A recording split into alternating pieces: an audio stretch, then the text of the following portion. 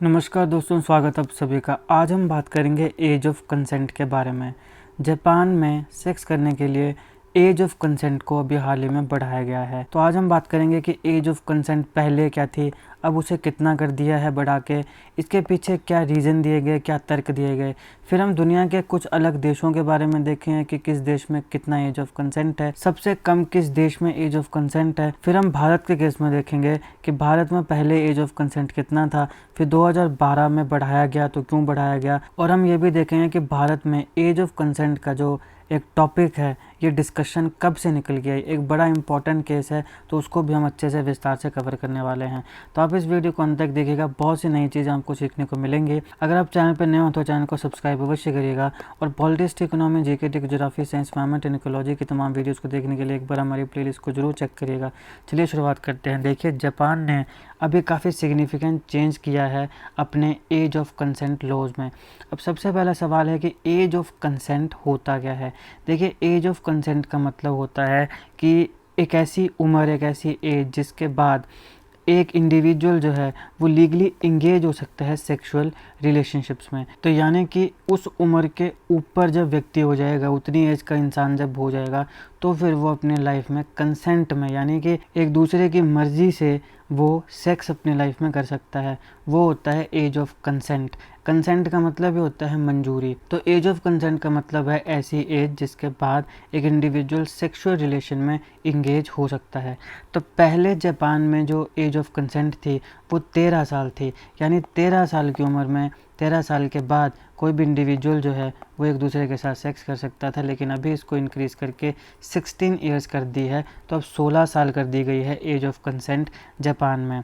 ये जो एक रिवाइज़ किया गया है एज ऑफ कंसेंट को, ये जापान के कमिटमेंट को बताता है। जापान की गवर्नमेंट चाहती है कि जितने भी इंडिविजुअल्स सेक्सुअल रिलेशनशिप में इन्वॉल्व हों उनको प्रोटेक्ट किया जाए और उनके वेलबींग का ध्यान रखा जाए। अब एज ऑफ कंसेंट में मॉडिफिकेशन के साथ साथ ये जो नया बिल आया है जापान में, इसने कुछ एडिशनल मेजर्स भी लिए हैं अपने लीगल फ्रेमवर्क को स्ट्रेंथन करने के लिए।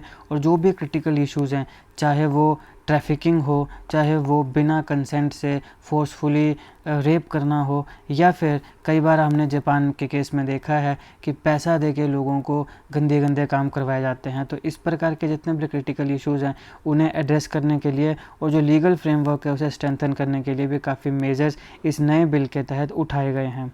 अभी जो लेजिस्लेशन है ये क्लैरिफाई करती है कि यहाँ पे जो रेप केसेस है इन्हें भी प्रोसिक्यूट किया जाए और जो वॉयरिज्म है उसे भी क्रिमिनलाइज किया जाए। अब ये वॉयरिज्म का क्या मतलब होता है? देखिए, वॉयरिज्म का मतलब क्या होता है? वॉयरिज्म का मतलब होता है कि कोई एक इंडिविजुअल है, मान लो कि वो, जैसे कोई लड़की है, मान लो कि वो कपड़े चेंज कर रही है और कोई व्यक्ति जो है वो उसको चुपके से देख रहा है और फिर वो अब मतलब सेक्सुअल प्लेजर ले रहा है।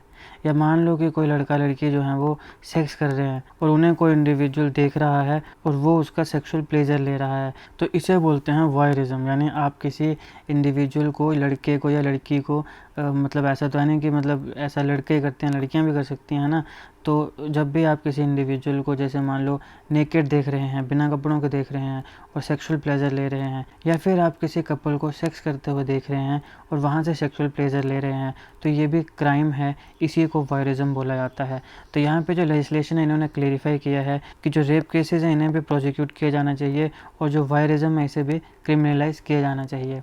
अब ये जो प्रोविजंस है ये काफ़ी वाइटल रोल प्ले करते हैं जो भी विक्टिम है उसको सेफगार्ड करने का और जो सेक्सुअल ऑफेंस है उसमें जो अकाउंटेबिलिटी है उसे प्रमोट करने का। वैसे मान लो किसी व्यक्ति के साथ ज़बरदस्ती की जाती है, उसके साथ रेप किया जाता है, तो उस विक्टिम को सेफगार्ड किया जाए और जो सेक्सुअल ऑफेंस है उसकी अकाउंटेबिलिटी प्रमोट की जाए। देखिए, जापान में जो पहले एज ऑफ कंसेंट था यानी कि 13 ईयर्स, उसको इस्टेब्लिश किया गया था 1907 में और अभी ओवर अ सेंचुरी यानी 100 साल से भी ज़्यादा समय हो गया। देख लीजिए, 1907 से लेकर 2023 अब जाके इसको चेंज किया गया है। इतने साल तक, ओवर अ सेंचुरी, 100 साल से ऊपर इसे कभी चेंज ही नहीं किया गया। अभी इसको जाके चेंज किया गया है और अभी इसको बढ़ा के 13 से 16 साल कर दिया गया है।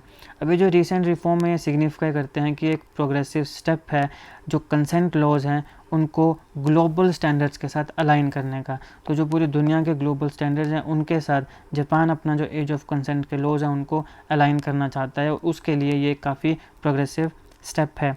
हालांकि कुछ रीजनल ऑर्डिनेंसेस होते हैं, जैसे एक तो देश का लॉ हो गया, एक ना कुछ स्टेट्स के लॉ होते हैं। तो जापान में भी ऐसे कई स्टेट्स हैं जहाँ पे एज ऑफ कंसेंट जो है वो हाई है, लेकिन अभी ये जो नेशनल लॉ है इसने एक कंसिस्टेंट फ्रेमवर्क जो है वो प्रोवाइड किया है। तो पहले कुछ ऐसी स्टेट्स थी जहाँ पे age of consent already high था, 13 साल से ऊपर था, लेकिन अब जब पूरे देश में ये कानून बना है तो इससे एक कंसिस्टेंट फ्रेमवर्क जो है वो मिला है। अब यहाँ पे एक और सिग्निफिकेंट अचीवमेंट है जापान के नए लॉ की, कि इसने जो रेप की डेफिनेशन है उसे भी ब्रॉडन किया है। पहले जो रेप की डेफिनेशन थी जापान के लॉ के मुताबिक वो फोर्सिबल सेक्सुअल इंटरकोर्स हुआ करता था, लेकिन अभी नॉन कंसेंशुअल सेक्सुअल इंटरकोर्स है। तो पहले जब किसी के साथ फोर्सफुली सेक्सुअल इंटरकोर्स किया जाएगा तभी उसे रेप माना जाता था, लेकिन अब कंसेंट जो है उसको कंसीडर किया गया है। अब अगर किसी की मंजूरी, किसी की मर्जी के बिना नॉन कंसेंशुअल सेक्सुअल इंटरकोर्स होता है तो उसे भी रेप डिफ़ाइन किया जाएगा। तो ये जो शिफ्ट है ये एक्नॉलेज करती है कंसेंट की जो इम्पोर्टेंस है। और देखो, हम इंसान हैं, जानवर नहीं हैं। जब आपने किसी के साथ शादी करी तो सबसे बेस्ट चीज़ ये होती है कि आप एक दूसरे के साथ अंडरस्टैंडिंग पे काम करें, एक दूसरे को कंफर्ट जोन दें, ना कि अपनी इच्छाओं को थोपें, बल्कि अपना जो पार्टनर है उसको, उसकी जो डिग्निटी है उसे मेंटेन करके रखें। जब आप किसी के साथ ज़बरदस्ती कर रहे हो तो ये जो चीज़ है ये उसकी डिग्निटी को हर्ट करने वाली बात है। एक लड़की अपने पूरे परिवार को छोड़ के आती है, इसलिए नहीं कि उसको एक्सप्लॉइट किया जाए, इसलिए कि वो एक नई ज़िंदगी बिताना चाहती है। तो उसके रिस्पेक्ट, उसे एक कंफर्ट देना ये बहुत इंपॉर्टेंट है। मुझे लगता है कि ये हर लड़के को इस चीज़ का ध्यान रखना चाहिए। तो ये कंसेंट की जो इम्पोर्टेंस है ये इंडिविजुअल को इसका ध्यान रखना चाहिए। तो ये जो शिफ्ट है ये एक्नॉलेज करती है कंसेंट की इम्पोर्टेंस को। इसके साथ साथ ये एम्फेसाइज करती है कि जो सेक्सुअल रिलेशनशिप हैं वो म्यूचुअल एग्रीमेंट पे होने चाहिए, यानी दोनों की मंजूरी होनी चाहिए।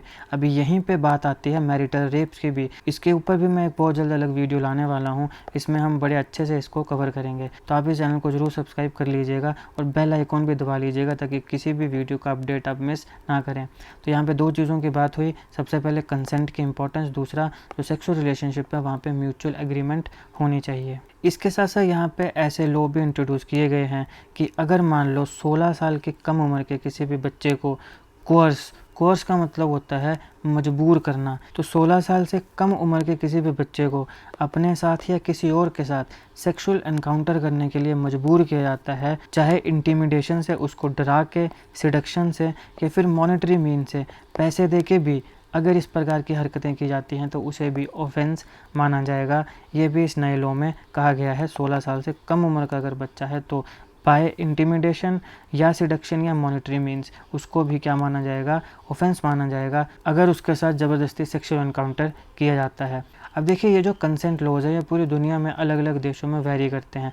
एक देश आता है नाइजीरिया, यहाँ पे लोएस्ट एज ऑफ कंसेंट है और वो है 11 साल। यानी यहाँ पे 11 साल के अगर कोई व्यक्ति हो जाता है तो वो सेक्स कर सकता है। ये नाइजीरिया की बात है। फिर कुछ देश आते हैं जैसे चाइना, पैराग्वे, पेरू, पोर्तुगल। यहाँ पे जो एज ऑफ कंसेंट है ये 14 ईयर्स है, तो 14 साल का बच्चा यहाँ पे सेक्स कर सकता है ऑब्वियसली कंसेंट से। और यहाँ पे नाइजीरिया का केस आप ध्यान रखिएगा क्योंकि यहाँ पे लोएस्ट एज ऑफ कंसेंट है सिर्फ और सिर्फ 11। तो ये नाइजीरिया की बात है। अब हम बात करते हैं भारत की।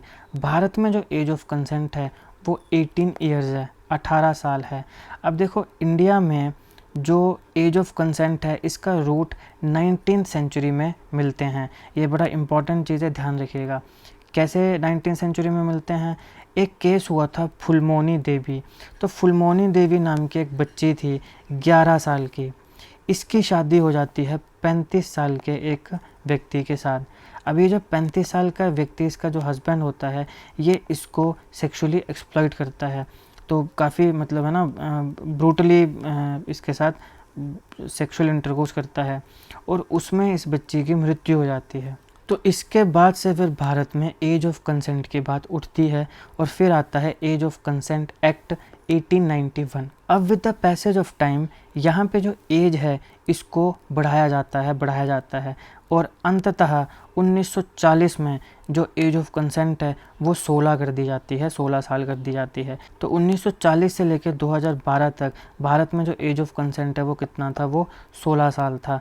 लेकिन 2012 में पोक्सो एक्ट के तहत जो एज ऑफ कंसेंट है वो 18 साल कर दी गई। तो ये एज ऑफ कंसेंट है इंडिया में, और ये कुछ रिलेवेंट फैक्ट्स हैं जो मुझे लगता है एज एन इंडियन हमें पता होना चाहिए, और अगर आप किसी एग्ज़ाम की तैयारी कर रहे हो तो ज़रूर पता होना चाहिए। तो अभी हमारे भारत में एज ऑफ कंसेंट कितना है? 18 ईयर्स है। इसका जो रूट है वो कहाँ मिलता है? 19th सेंचुरी में फुलमोनी देवी नाम का एक केस हुआ, जहाँ पे 11 साल की एक बच्ची थी जिसकी शादी 35 साल के व्यक्ति के साथ हो जाती है।